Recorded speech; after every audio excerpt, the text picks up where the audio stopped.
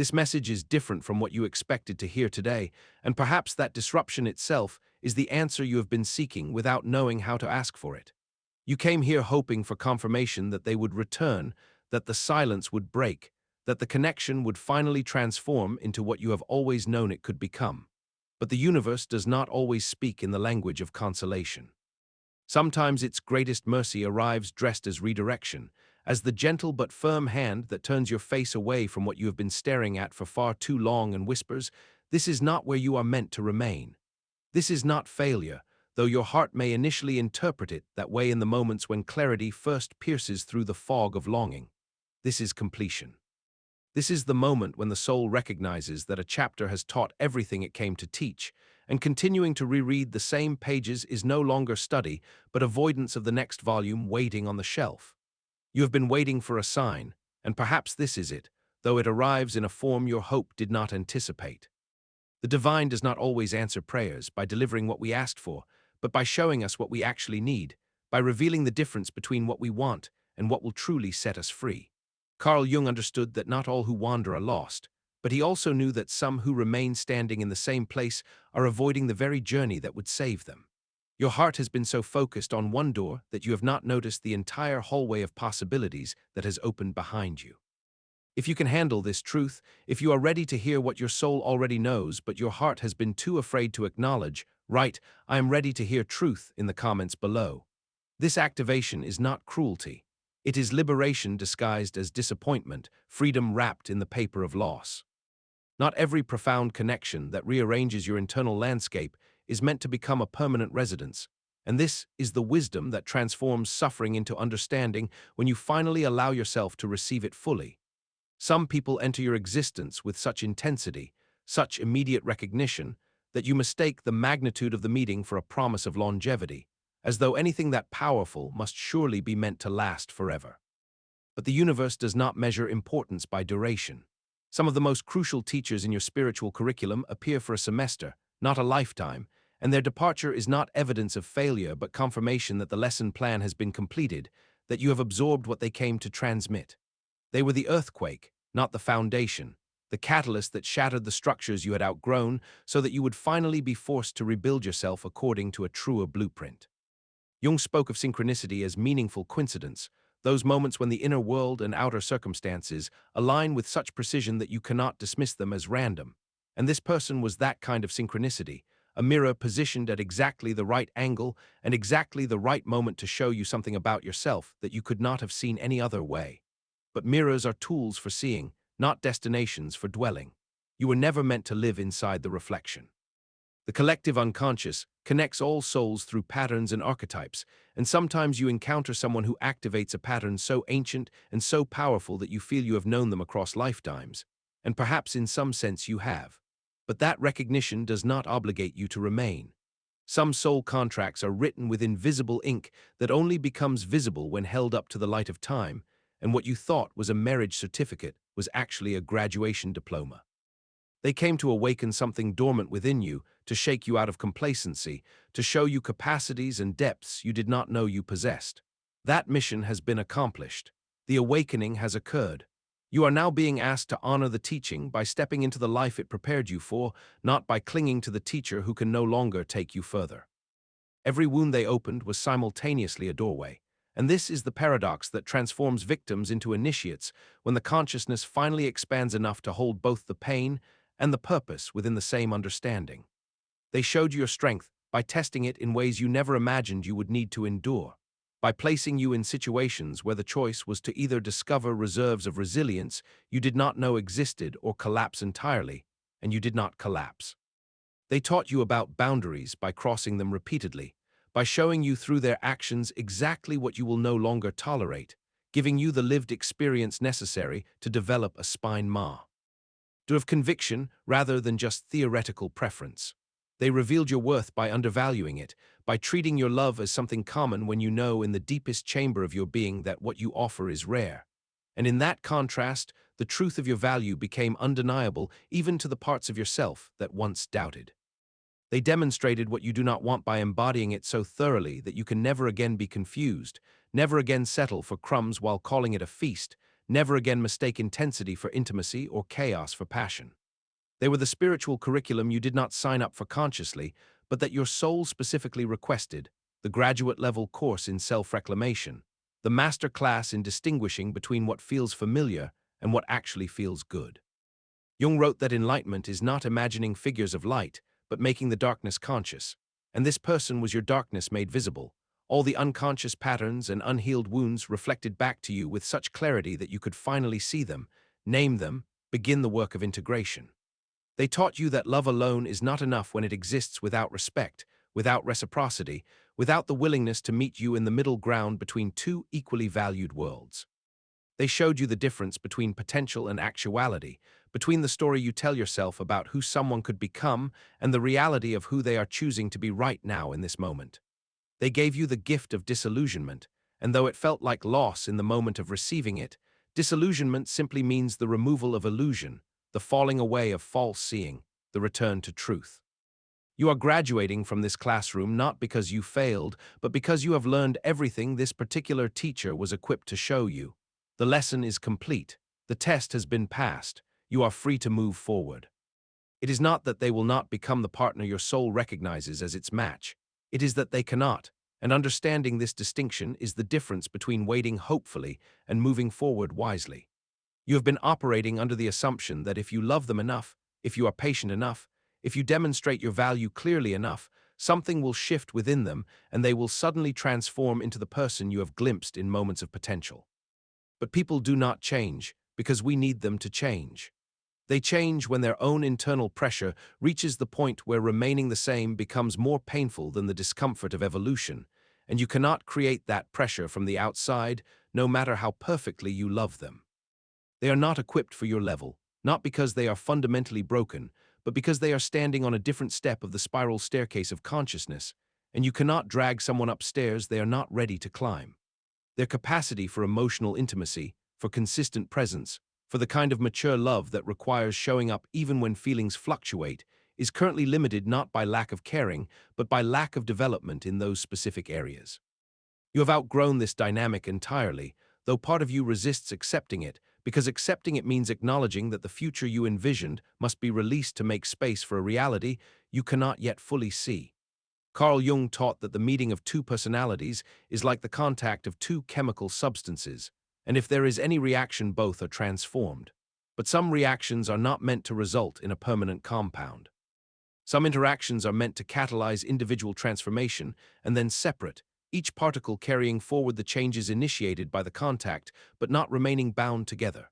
They are on their own journey, walking their own path, and that path currently diverges from yours in ways that no amount of willpower can reconcile. This is not judgment of their worth as a human being. This is simply recognition of incompatibility in this chapter, at this level of mutual development. You are being asked to love yourself enough to stop waiting for someone to meet you who cannot currently reach that altitude.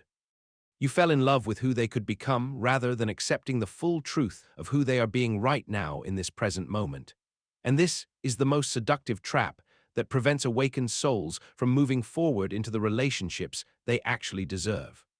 You saw glimpses of their higher self, moments when they were kind or vulnerable or emotionally available, and you built an entire future on those glimpses while ignoring the consistent pattern of behavior that surrounded those isolated moments like an ocean surrounds islands. Potential is not a place you can live. Potential is a fantasy that feels safer than reality because you can control it in your imagination, you can script how it you unfolds, you can guarantee the happy ending. But life does not occur in the realm of potential. Life occurs in the messy, imperfect, sometimes disappointing realm of what is actually happening right now. And what is happening right now is that they are showing you through their choices who they currently are, and you keep refusing to believe them because the person you need them to be is so vivid in your mind that it feels more real than the evidence in front of you. Subscribe to this channel if you're ready to stop waiting for potential to manifest and start honoring the reality that already exists, because this simple act of clicking a button represents a willingness to receive truth over comfort, wisdom over hope, liberation over the familiar prison of waiting. You cannot love someone into an evolution they do not choose for themselves. You cannot inspire, motivate, heal, or awaken someone into their highest self if they are not ready to walk that path. Love is powerful, But it is not a magic wand that transforms unconscious people into conscious partners simply because you wish it so desperately. They must want their own growth more than they want to remain in the patterns that feel familiar, and you have no control over that internal decision. Every day you wait for them to become ready is a day you are not available for someone who is already there, someone who would not make you question, someone who would meet your love with equal force and consistency. The universe is trying to release you from this holding pattern. The only question remaining is whether you will allow it. Every moment you remain energetically tethered to a connection that is not actively nourishing you carries an opportunity cost that you cannot see clearly until you finally step back far enough to count what has been sacrificed on the altar of waiting. Your attention is a form of currency, your emotional energy is a finite resource, and you have been spending both with the recklessness of someone who believes the investment will eventually pay dividends. But investments that continue losing value year after year are not investments anymore, they are losses you are refusing to acknowledge. Every day you wait for this person to become ready is a day you do not meet your true match, a day you are not available to recognize the one who would choose you without hesitation, without ambiguity, without making you feel like you are asking for too much when you are simply asking for basic reciprocity. The energetic drain of an unfulfilled connection is not always obvious because it happens gradually, like water wearing away stone. But you have been tired for so long now that you have forgotten what it feels like to be energized by love rather than depleted by it. You have normalized the ache, the uncertainty, the constant mental gymnastics required to make sense of mixed signals and inconsistent behavior. Self-betrayal occurs in small moments that accumulate into a life you no longer recognize. Every time you accept less than what you need while pretending it is enough. Every time you silence your intuition because listening to it would require making a change you are not ready to make.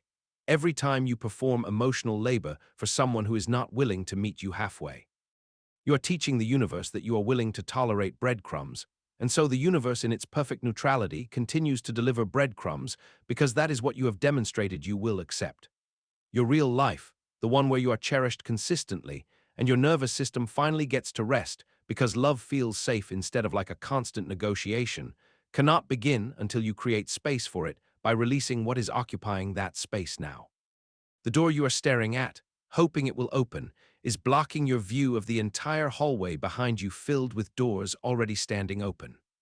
Walking away is not giving up in the way you fear it is, not the admission of defeat or proof that you were not enough, but rather the conscious choice to honor the truth of your own soul above the fantasy your fear has constructed to avoid the discomfort of change.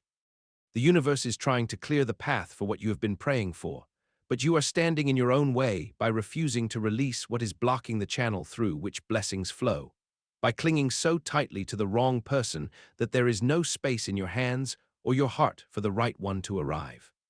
You must release the wrong one to call in the right one, and this is not cruelty but energetic law, the same principle that requires you to empty your cup before new liquid can fill it, to exhale before you can draw in fresh breath. What you cling to cannot leave, and what you release can return transformed or not at all, and both of those outcomes are blessings when you trust the intelligence of the universe enough to stop trying to control the form your happiness takes. Jung unnoticed. Would that what you resist persists, that the thing you refuse to face becomes the shadow that follows you from relationship to relationship until you finally turn around and integrate the lesson it carries. This person was the mirror, but you are the one who must decide when to stop staring at the reflection and turn your attention to your own face, your own life, your own path forward.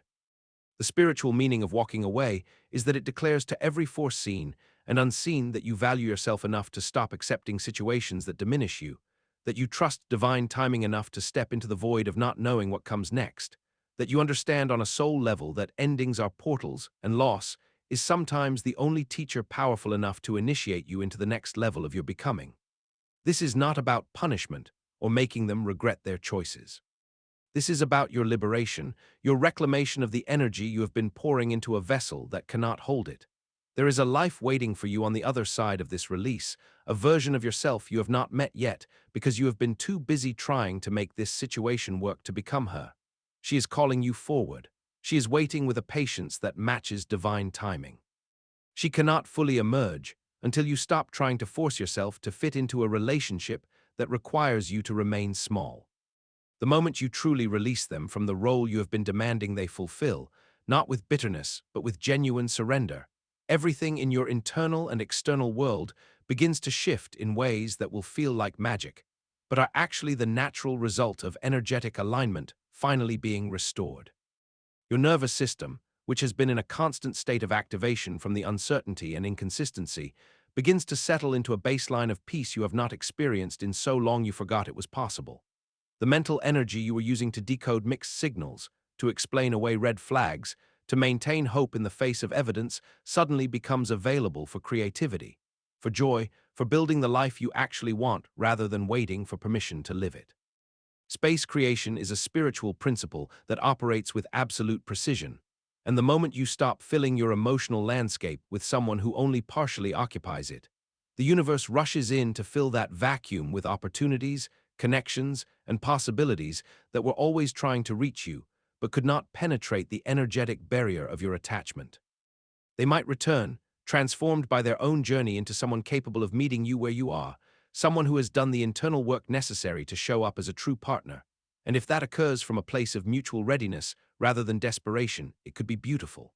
Or they will not return, and after the initial grief passes, you will find yourself grateful for their absence, relieved that you are no longer contorting yourself to make space for someone who was never going to fill it properly. Share this message if you are choosing yourself, if you are ready to declare to your own heart and to the witnessing universe that your peace matters more than the fantasy, that your future matters more than the familiar, that you are worth the kind of love that does not require you to question it constantly. Both outcomes are victories when you release the need to control which one arrives. Both paths lead you forward. Both timelines contain your healing and your becoming. The only losing choice is to remain frozen in this in-between space, this liminal holding pattern where you are neither fully in nor fully out, neither committed to making it work nor free to discover what else might be possible.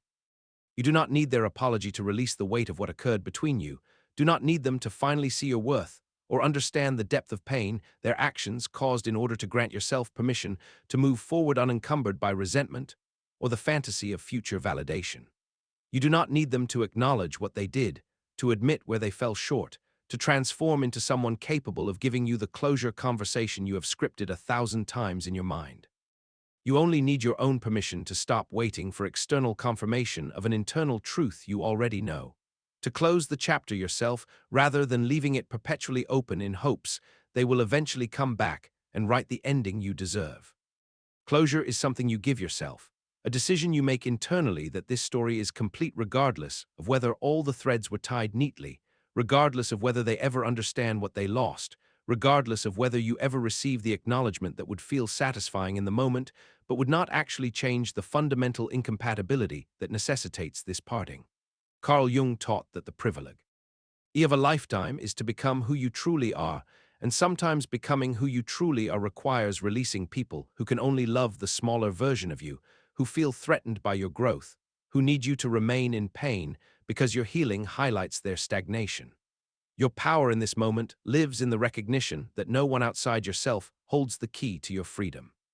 You have been waiting for them to release you, to give you a reason clear enough that leaving feels justified, but the universe is showing you that staying in a situation that no longer serves your highest good is reason enough.